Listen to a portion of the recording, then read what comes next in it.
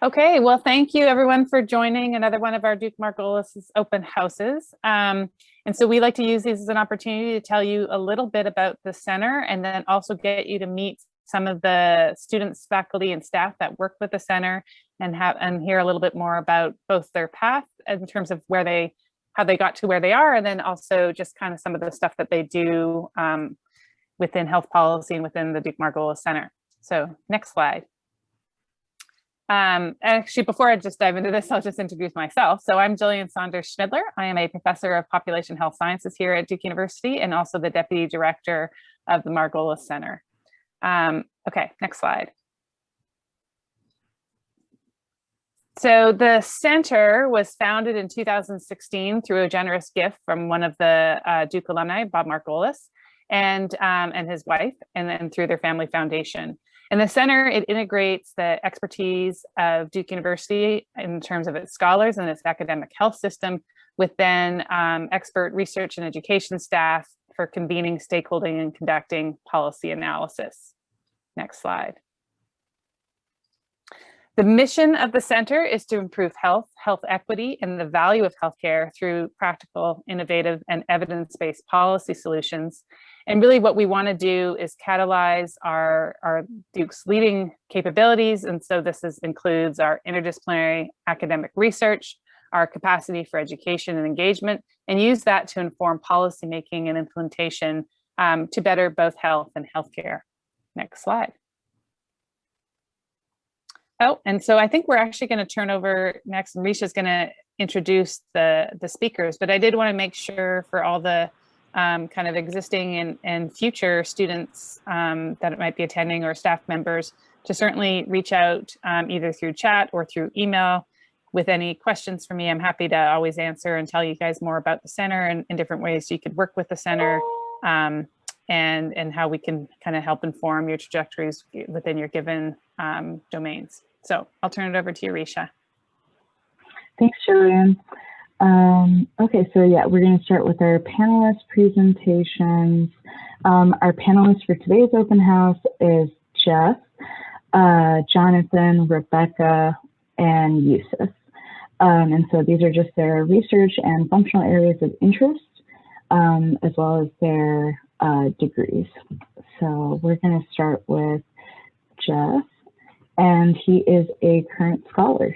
So take it away, Geoff. Hi, everyone. Geoff Crisanti. Great to virtually meet y'all. As Risha mentioned, I am a current scholar, and sadly, I'm actually wrapping up my time at Duke here next month and wrapping up my formal engagement with the Margolis Center and the Scholars Program, but very much believe to hopefully be in that network for the foreseeable future. You know, prior to my time at Fuqua, kind of spent some time on the private side of healthcare, and so worked for a large organization that provides healthcare services, specifically dialysis and primary care services, and then spent some time working for an organization that provides in-home palliative and primary care, and then came to Duke for a lot of the healthcare work that goes on here, and was really excited about the Margolis Center and the opportunity to get to be a scholar and engage with the program. My general thesis was that if I'm going to be a leader in healthcare, understanding the public side of healthcare and legislation and processes and everything that goes on the public side will help inform my path on being on the private side. And I think being engaged with Margolis and being a scholar and getting to work on a couple of projects, I think have very much helped prove out that thesis. It makes me really excited to get to kind of move on to the next steps in my career. During the past couple of years at Duke and with the Margolis Center, have gotten to work on a variety of initiatives. Very briefly got to work with Jonathan on a project that my engagement was then slightly derailed by COVID, but got to work with him a little bit on non-opioid pain addiction management, especially how do we think about caring for patients and not using pharmaceuticals as part of that, and what the right payment models are there. Got to work as a consultant, more or less, with a pharmaceutical and biotech company up in Boston, that through the Margolis Center was able to engage with them on some of their pricing tactics and think through that. And then most recently got to actually lead the Margolis Scholars kind of annual project. Can talk about it more if folks are curious, but once a year, the entire scholar cohort comes together to work on a large project together. And so had a big part of that last Friday, where we had a kind of mini conference with 3 different panels all around COVID and health equity. And then subsequently, we'll be writing a number of reflection papers, kind of making recommendations coming out of that. And so I'm super sad that my time in Margolis and my time at Duke is coming to a close, but excited to get to chat with you all and share a little bit about my experience today.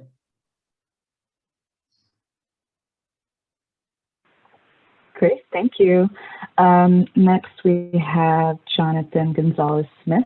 Jonathan is a research associate at the Duke-Margolis Center, so take it away, Jonathan. Thanks. So yes, my name is Jonathan Gonzalez-Smith, research associate at Duke-Margolis.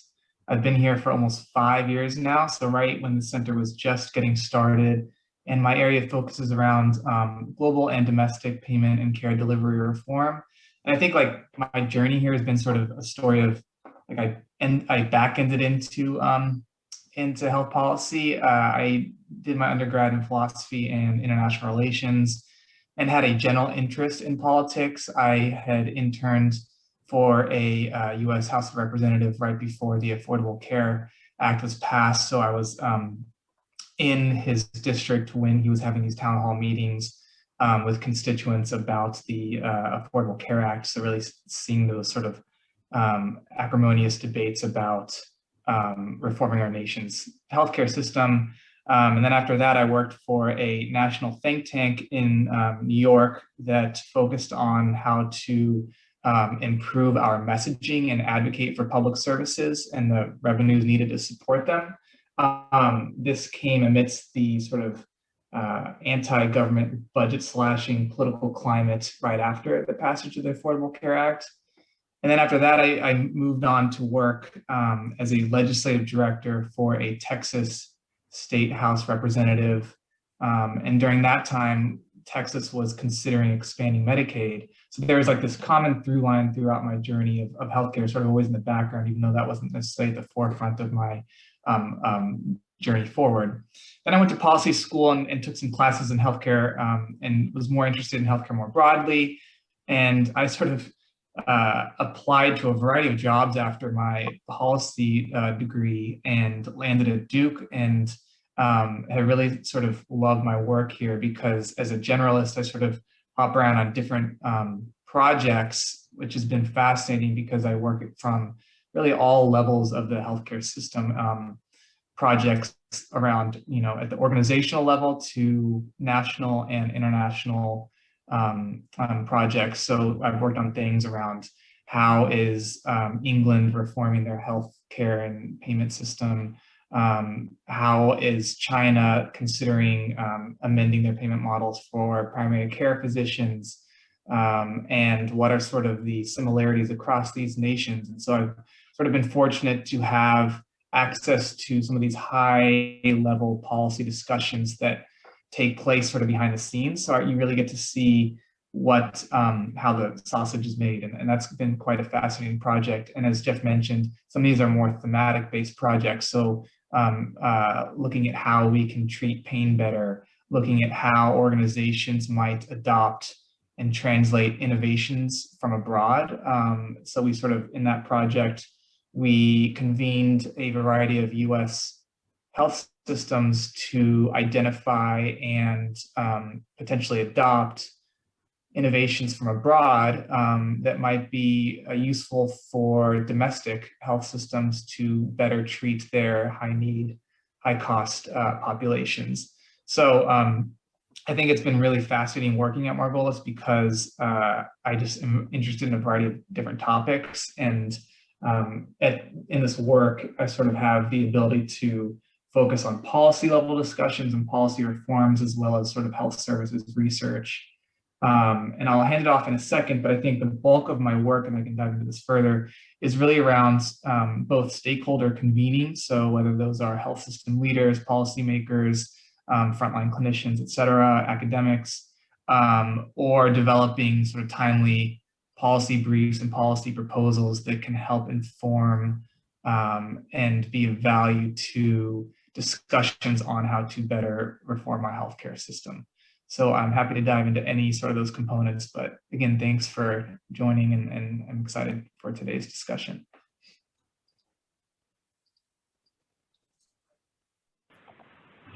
Great, thank you, Jonathan.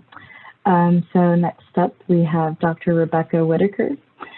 She is a managing associate at the Duke-Margolis Center. So, Rebecca? Great, thanks, Risha, and I appreciate the opportunity to talk with everyone today. So I, as Risha mentioned, I'm a managing associate with the center. I've been with Margolis not quite 2 years. It'll be 2 years in June or July. But my work at the center is actually increasingly kind of building out more and more work at this intersection of research, policy, and community engagement. And in my role, I focus specifically on North Carolina's healthcare transformation. So for those who don't know, there's a lot of really exciting momentum in the state of North Carolina right now attached to Medicaid transformation. The state is transitioning to a Medicaid managed care program, moving to value-based care models, and doing a lot of work to integrate social determinants of health into healthcare delivery. So things like housing and transportation and food. So that's kind of the focus of my work, and specifically around kind of the payment and delivery system reforms, and topics related to health disparities, health equity, again, social determinants of health and Medicaid policy. So in my role, I'm involved in both quantitative and qualitative research projects. So as an example, I'm leading a research project now that's actually wrapping up, but it's a grant with kind of 3 different project teams underneath it focused on Medicaid claims analysis, and identifying some disparities in the North Carolina Medicaid program. I'm part of a research team conducting a qualitative evaluation of the state's Healthy Opportunities pilot. So this is the pilot program funded through a Medicaid waiver, in which Medicaid will now start reimbursing community-based organizations and for non-health related services within the domains of, again, some of the ones I mentioned earlier. So housing, transportation, food, interpersonal violence, and toxic stress.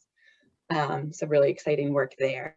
I'm an advisor on another kind of mixed methods project that's examining approaches for integrating care for dual eligibles, so the folks who are eligible for both Medicare and Medicaid in North Carolina, and hope to have word on another grant doing some community engagement around virtual care and the role that telehealth has played in expanding access to behavioral health services in particular.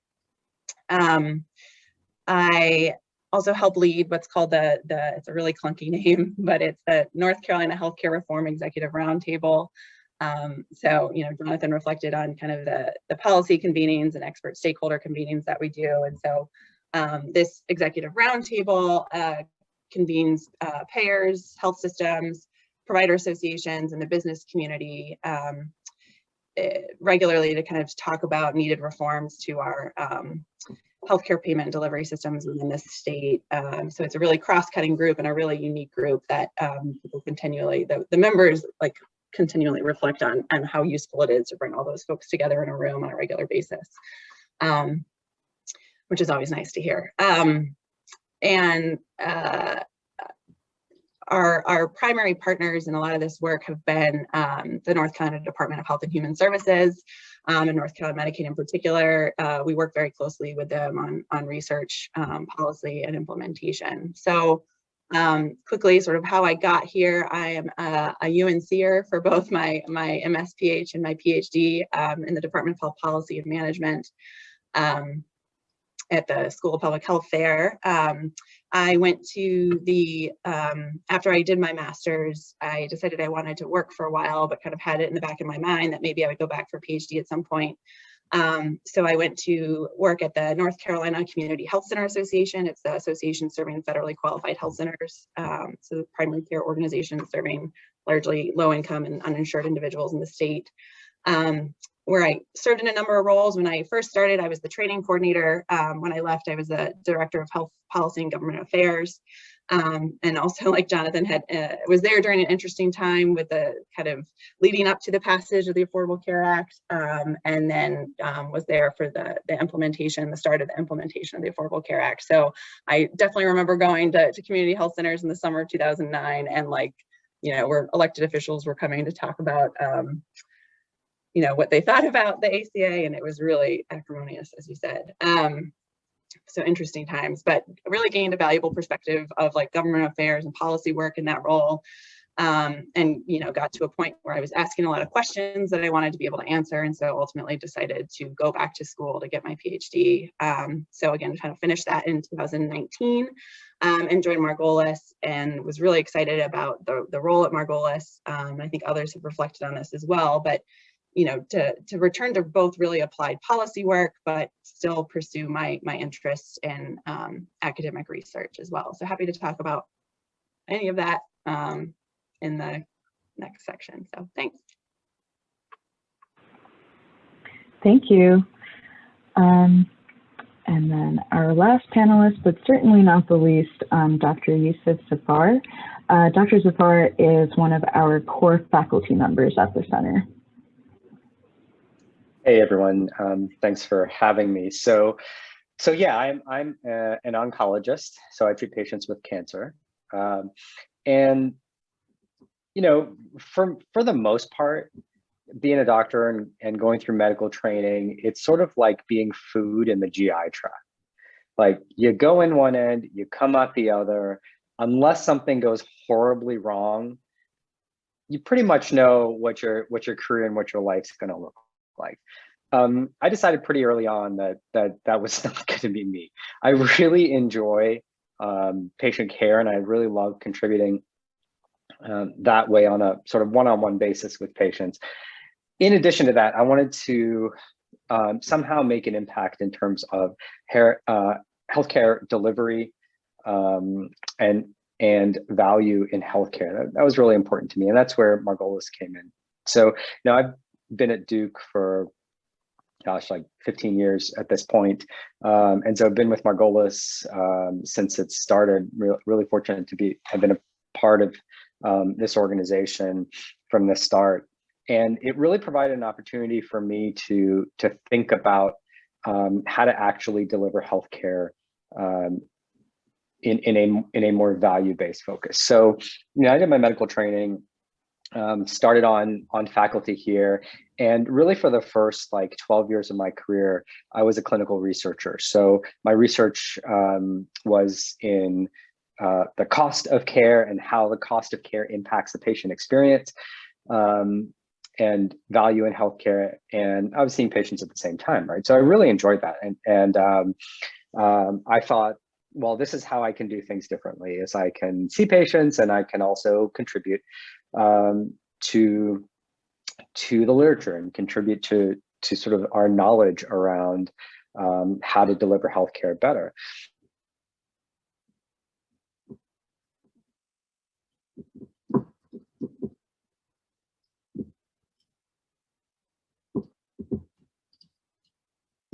So for the Q&A section of the open house, this is normally the time where all of you get a chance to ask our panelists any questions. It can be about any of their research projects right now, areas of interest, or even just their role. And you can use the chat box, or you can unmute yourselves and ask a question. So just to kind of start things off, we'll take this first question in the chat box from Sarah, and it's for Geoff. Could you explain more about the Margolis Scholars Program and expand on the topics covered during your event this year? So the Margolis Scholars Program is a cohort of graduate and now undergraduate students that come together, from all over the university. So I'm a business school student, there are MD students, there are students who are getting their DMP, there's law students, all across the board. The goal being to come together and in an interdisciplinary fashion, kind of work together and better understand each viewpoint. So as we go on our separate ways, I, for example, being a future business leader, can understand what the MD was thinking about when I talk about a new business idea or a new clinical model or whatever it is, and vice versa. And so the group of scholars works on, a number of projects together, networks with each other, and just kind of gets to know each other along the way. And so has been definitely a key part of my business school experience and my Margolis experience more broadly.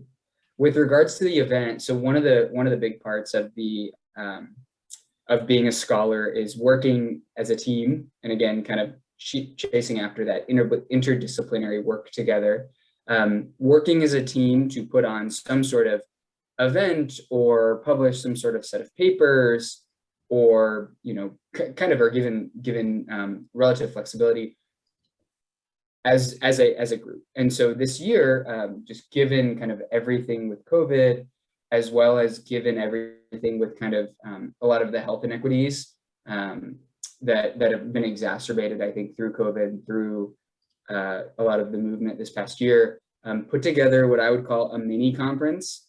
The conference actually happening last Friday, April 9th, and then subsequently the team will write a group of kind of reflection papers, but also policy recommendations coming out of that. And so last Friday had about a 2-hour Zoom where we had 3 separate panels, all on a variety of topics. And so the kind of title was Then and Now, the Importance of Historically Informed Approaches to Addressing Racial Health Inequities in Responding to COVID-19.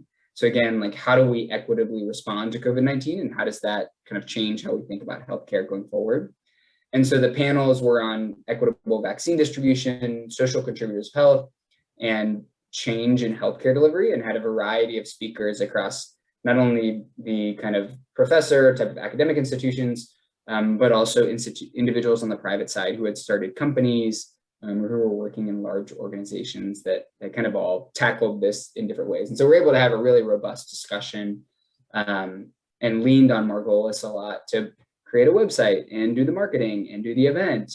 And I'm actually looking at the website right now and it looks awesome. But really we're able to kind of come together to as a scholars cohort to kind of create that product. And then hopefully coming out of it, make some recommendations that folks like Jonathan and Rebecca and Yousuf can think about as they're working on a lot of their work more broadly.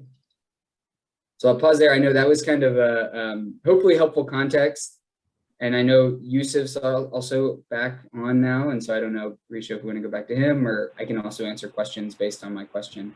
I'll kind of defer to you. Yeah, let's go ahead and go back to Yousuf. So you can finish up your presentation.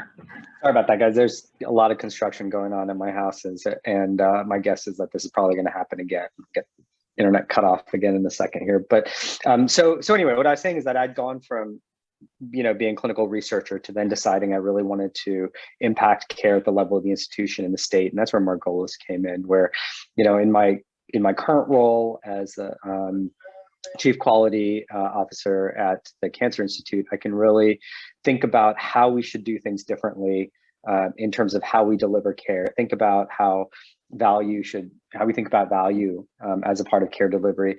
I was fortunate to work with Blue Cross to develop Blue Cross North Carolina to develop the alternative payment model for oncology that was supposed to be sort of rolled out across the state, but then COVID hit, and it's been shelved for a while at least.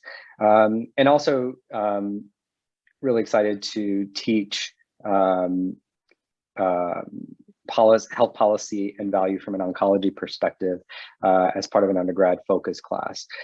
So anyway, I'll stop there, but just sort of general idea of the different things that I do as a part of Margolis, both in terms of impacting care directly, impacting education, and thinking about policy.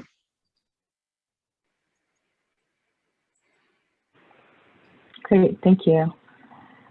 Okay, so going back to the panel presentation, the Q&A. All right, so again, if you have any questions for any of our panelists, you can either raise your hand, use the chat box, or unmute yourselves and just start talking. Hi, everyone. My name is Ying. I have a master's degree in biostatistics and a master's degree in English. But my life experience as someone who immigrated to this country in my 20s, and my experience as someone who taught English for 5 years and then did a lot of clinical research as a biostatistician, give me a lot of some qualities and passion also to help the students or to help people. And my passion seems to be in improving health of the students, especially the international students, and the women's health, for example. So I'm interested in health policy research.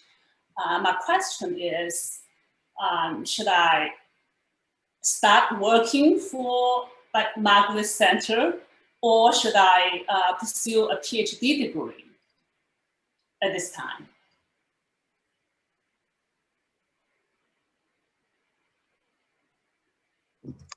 I can start if helpful. I would say it kind of depends on whether, kind of how you want to apply the work. I think your background in biostatistics would be super helpful as sort of a methods person on research projects. But I think the PhD, at least in the kind of academic universe, would enable you to be kind of the principal investigator, the lead on research projects. So I think, depending on whether you want to be designing and running your own studies versus, participating kind of as a methodologist and a data expert could influence that decision to some degree. I think, yeah, I'll stop there. I don't know if that helps answer your question. Because I think it really depends on where you want to end up. If you are, as Rebecca mentioned, if you're sort of aiming for academia, or even sort of like to advance within the Margolis Center, I think it would end up being helpful to have a PhD. But I think there are a lot of folks that are at the forefront of, on the private or on the public side, that just have masters. And so I think that's something to consider too, if you want to be more on the applied side or on the academic research side. Well, actually, if I think about it, I'm more interested in going into the administrative side of work. For example, a lot of research results are quite clear for promoting a certain policy, but it is just not being carried out. For example, more women die of strokes than breast cancer. I'm just using that as an example, just thought of this. But you see a lot of media and a lot of policies, health policies, encouraging women to have mammogram, for example, each year, or ultrasound. There's a lot of emphasis on breast cancer, but there's just not sufficient health policies or health insurance policies to promote prevention of strokes, for example. So I've been doing a lot of journal reviews for certain articles, certain journals, etc. I have done enough, and I want to go into administration. I want to get things going, change health, encourage or urge health insurance companies to adopt certain policies that will favor prevention of strokes, for example, or heart attacks. Even on Duke campus, I would like to urge, student health center to test for sexually transmitted diseases, for example, and to kind of mandate certain vaccines, etc. But this is not really being carried out. A lot of policies that I would like to see that are not carried out. And so I'm really interested now in going into administration, being someone who can help create those, carrying out these policies. So what is my best approach?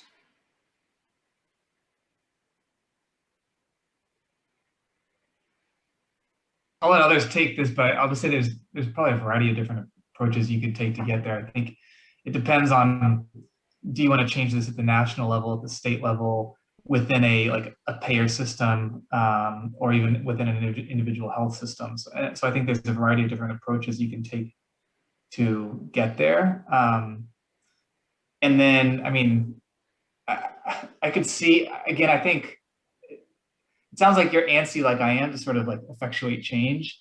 A PhD will always help, but I think you can do that without necessarily going to a PhD. But that isn't to say that might not help you down the road.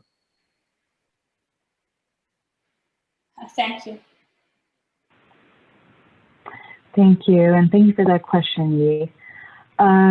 So just looking at the chat box again, before I get to Sarah's question for Rebecca, just to kind of touch on Nooper's question, she asked, can you please share what the minimum requirements are to apply for the program and if prior education / experience in healthcare is required? I'm assuming that's for the Scholars Program, and we'll get a little bit more into this on the Scholars slide. But just to kind of answer it a little bit, there is no minimum requirement to apply.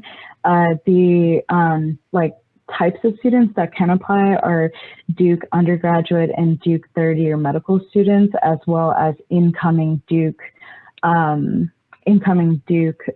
graduate students. And we do look for if your application reflects any sort of commitment or demonstrates any strong interest in health policy. So if you have like some co-curricular activities or work experience, we definitely want to see that in the application. But again, it's all about how dedicated you are to the field. And then there are program requirements. Once you are in the program, there's a few things that you have to make sure you do in order to successfully complete the program, but I'll go over that when we get to that slide. Great, thanks for answering that question. And Sarah also sent me over the application link, so that's really helpful. Okay, great. Thanks, Sarah. So going to Sarah's question to Rebecca, how do you and others on your team engage students or scholars on your research? Sure, and thanks for the question, Sarah. And I apologize too. They're working on the fiber line in my neighborhood. My internet has been like crashing all day. So hopefully that doesn't happen. But yeah, and Jonathan, definitely chime in here if anything to add. But we really appreciate working with scholars as part of our research teams, and they're a really integral part of our research teams. Right now, I mentioned earlier this qualitative research project that we're doing, trying to identify some early implementation lessons for the Healthy Opportunities pilots in North Carolina. We have a graduate scholar working with us, and he's been working with us for the past, I guess, this entire academic year. I was going to say, was she with us over the summer? I can't remember. But she, again, has been a really critical part of the team, helping lead. She designed sort of our qualitative interview instrument. She has helped develop, extract themes from our interviews and write memos. She's been a co-author on publications that have grown out of that project. So really a critical player. And we'll be working again with another scholar or two on a couple other different projects starting this summer and next fall. And again, similar roles where we really welcome contributions from a content generation space of writing and dissemination, engaging with community-based organizations, and just really being a member of the team. So always excited to work with scholars. I don't know if Jonathan, there's anything you want to add? Sorry, is this specific to just scholars or students more broadly? Oh, I think it could be students more broadly if you want to touch on that. Yeah, take that one, Jonathan. Yeah, but I think for one, I think during the summer we always have student interns, and we sort of put them on what I think are pretty interesting topics. 2 summers ago, we had several interns working on. I mentioned that there was a project where we were looking for health innovations abroad, and so we had Duke interns looking at identifying those innovations and then actually pitching them to health systems in the U.S. So there was really a critical part of those discussions, and got to speak with like the C-suite executives and CEOs, et cetera, on those health innovations, and they were really sort of leading the project, which I think was interesting, hopefully interesting to them, at least they told me it was interesting. And then we, moving forward, I think, Rebecca, you and I talked about having folks during the summer doing research on federally qualified health centers. So I think there's a variety of different stuff during the summer that we engage students on that can be quite fascinating. In our global work, we had a student from Duke working throughout all of his 4 years in undergrad with us, and he played a critical role on a lot of our taking the lead on writing a lot of our reports, and now he's a Rhodes Scholar and will probably be my boss one day. But I think there's a lot of ways that we engage students, and I think really give them a good opportunity to get their hands dirty and roll up their sleeves on health policy work. Great, thank you. So David, you have your hand raised, so you can unmute yourself and go ahead and ask your question. Thank you. There's a really large field, and as a result, I noticed that a lot of policy centers and schools and think tanks, they have specialties within healthcare that they really focus on, whether it be pharmaceutical policy, Medicaid, rural health, or many others that could have come up. Are there any areas, kind of few standard areas within healthcare that you all focus on in the Margolis Center, or is it just everything under the sun?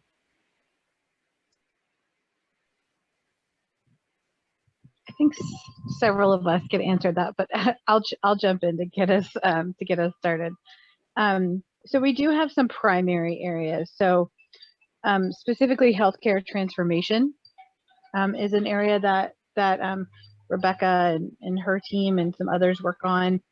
That's both U.S. and with Jonathan's work has some global to it. In addition to that, we have a biomedical space that is led by Marianne Hamilton Lopez, and they're looking at a lot of the regulatory reforms and things like that, just not just vaccines but also medical devices and other aspects, heavily working with the FDA. And then we have 2 kind of new streams that are becoming a core focus of ours, which is digital health, as well as health equity. And so these 2 themes kind of cut across the portfolio. And then until recently, we had a separate global health track, but we've now kind of folded that into some of the broader work. But because we're an interdisciplinary center, we have core faculty and staff that work across everything from looking at like specific policies in orthopedic surgery all the way to these broader FDA systemic issues. So, and then we have some who are specifically looking at cancer. So I think because we have such a diverse group of staff and faculty that we engage with. We do get to kind of hit on, you know, some of the more broader themes as well as some very specific niches. So I think we're unique in that sense that we're not focused on one thing, but I don't think we cover the full spectrum yet. I think we have a few. I don't know that we'll ever cover it, but completely. But Rebecca or Yousuf or Jonathan, would you add anything to that? No, I think that was a really good description. I think the only thing I would add is that I think we learn a lot from each other because of that sort of diversity in what we look at. And as we have, you know, mentees and interns and students who are working with us, there's so many other people that we can look to for help and resources, both here and in DC. And I've always thought that to be a really cool aspect of the center. Yeah, I think particularly as we grow, we really do touch like all facets of healthcare. So I think whether it's FDA, whether it's CMS, we have, you know, state-based portfolio work. We work with like business and community leaders. So there really is like a wide array of work that we can plug ourselves into and stakeholders that we work with.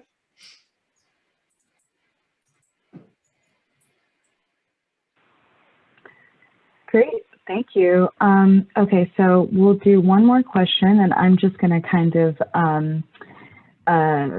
combine the two questions in the chat box. Let's do this. Geoff, can you talk about how someone can make the most of graduate school when they are navigating the healthcare/health policy world? Sure. So my experience might be a little different in that typically business school students will work for a handful of years before going back to graduate school. And so I worked on the private side for about 4 to 5 years before going to Duke's business school. And so given that, kind of had some opinions and interests that helped inform where I spent my time in graduate school. And so we'll kind of depend on whether you have work experience or you know, where you are headed. But my general approach and encouragement would be to begin, much like Jonathan and Rebecca were kind of commenting in another question, beginning with that end in mind of understanding a bit about where do you want to go and where are you headed and what types of things energize or excite you, and that helping to inform, you know, first order is like what type of program that you enter into.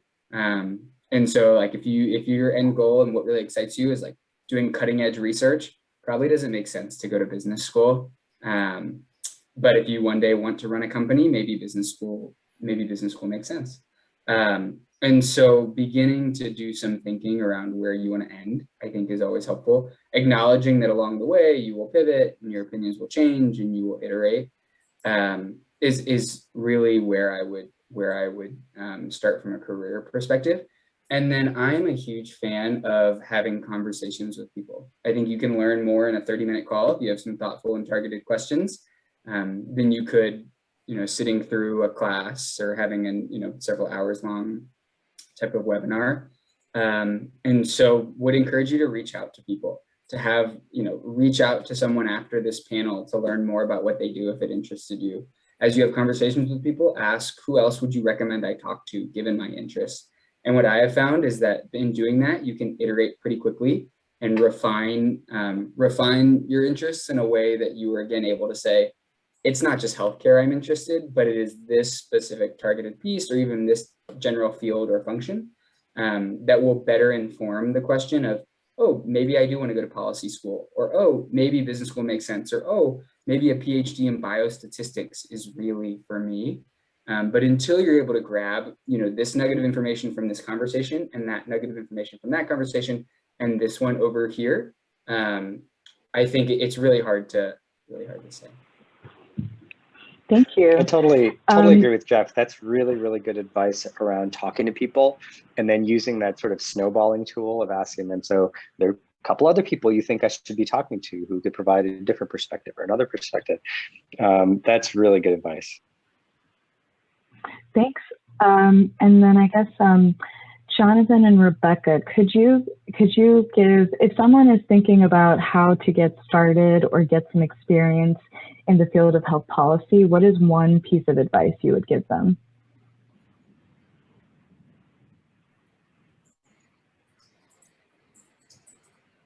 Yeah, I think it's a really good question, and I think it's similar to what Geoff was just saying, kind of thinking about what slice of the policy world you might want to gain some exposure to, whether it is, you know, Benita, I saw your question around and your interest in kind of pre-nursing. And so if you're interested in kind of more kind of clinical type reforms and clinical policy, you know, I think associations are great places to get a lot of exposure. I think, you know, working at a place like Margolis that's really broad in its scope, you know, as Jonathan kind of reflected on earlier, also gives you a lot of exposure to, you know, all the different segments of the healthcare system, much more broad than I had ever done prior to coming to Margolis. Let's see. What else? What would you say, Jonathan? Yeah, I mean, I think it's similar to what Geoff mentioned, like talking with folks in the field and sort of seeing where the connections are and where your interest lies. Interning, I don't know what stage at Duke you're at or where you are in your career path, but interning always helps, and especially for an organization like Margolis or another organization that has a broad focus, if you don't really know where you are, where your interest lies, so you can sort of get that general perspective and then dive in from there. And then I always think, like, depending on how much in the weeds you want to, or like how much you want to get closer to actual politics, not policy, it never hurts to try and work with actual state or US political entities.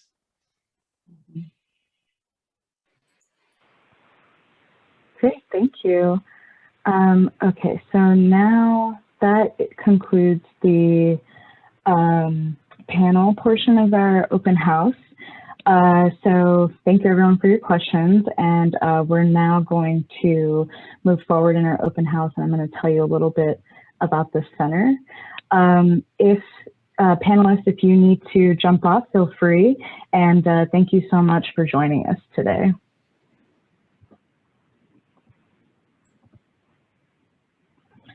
Okay, so one of the first ways that you can get engaged with the center is our Margolis Scholars Program.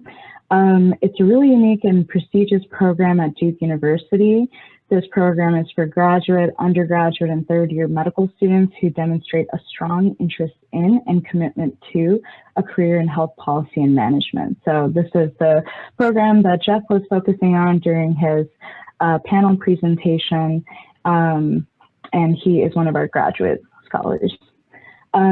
So for our undergraduate and our graduate scholars, the program is 2 years, while for medical students, it's 1 year during their third year.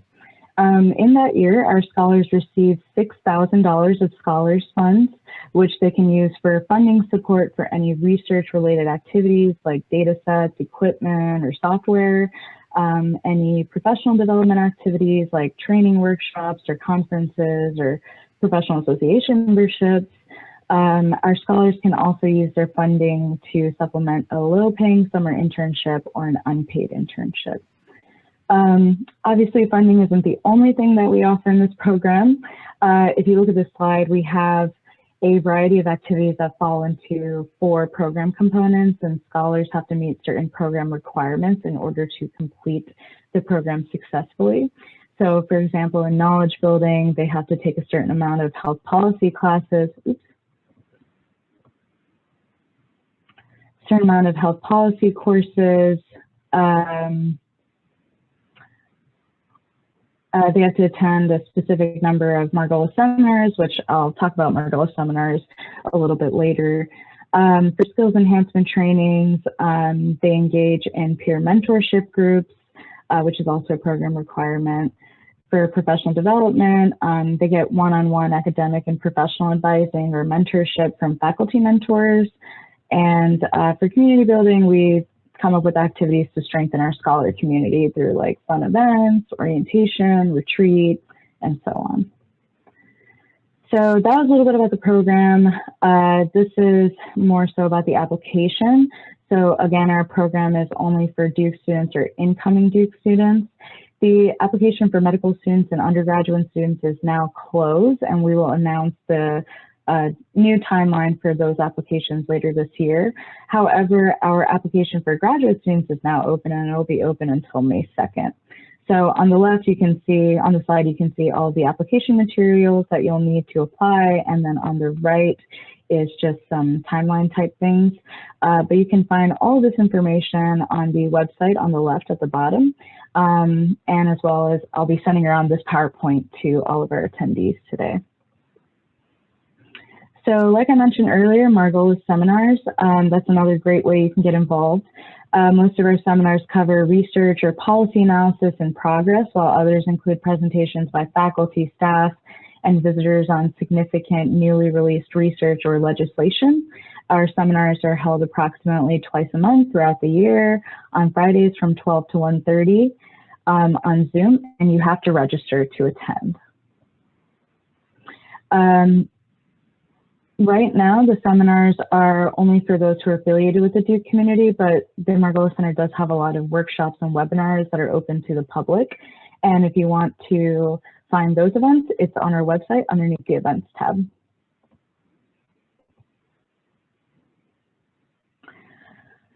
Another way that you can get involved is Bass Connections. Bass Connections is a separate initiative on campus, but the center recently partnered with the initiative to create more opportunities for students.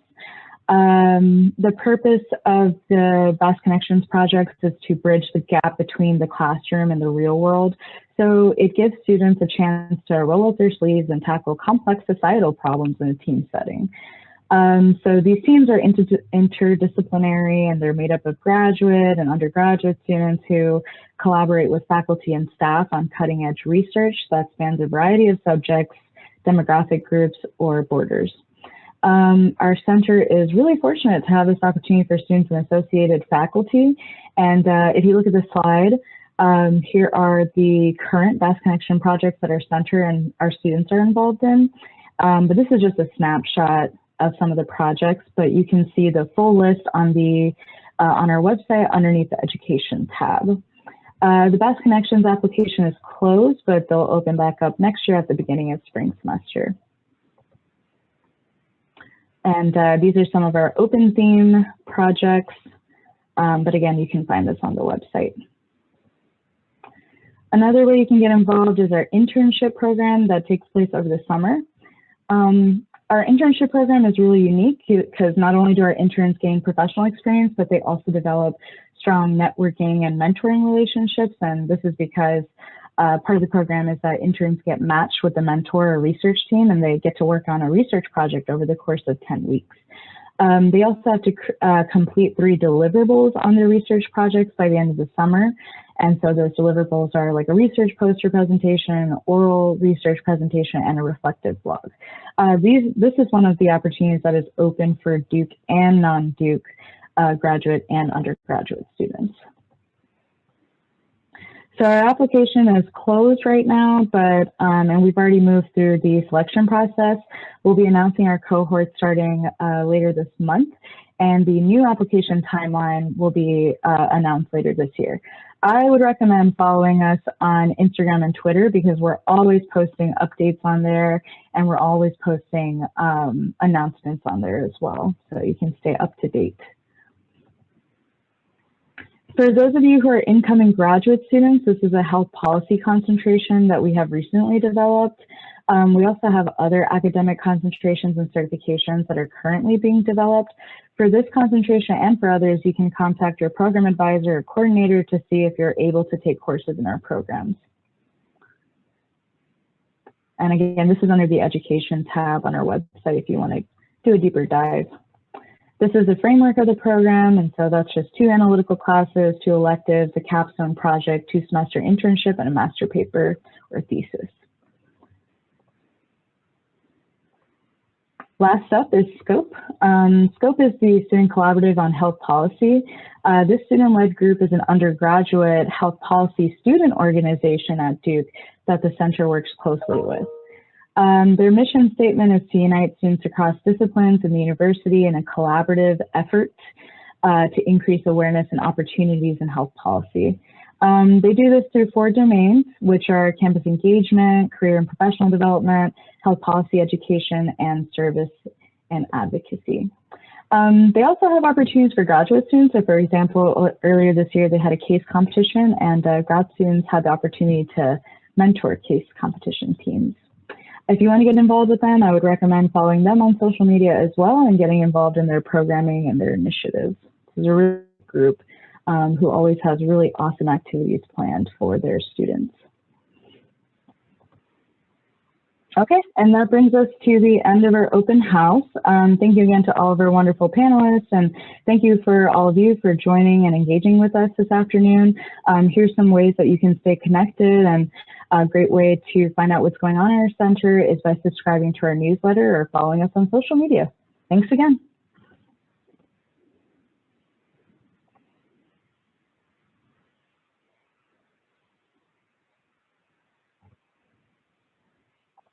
Bye.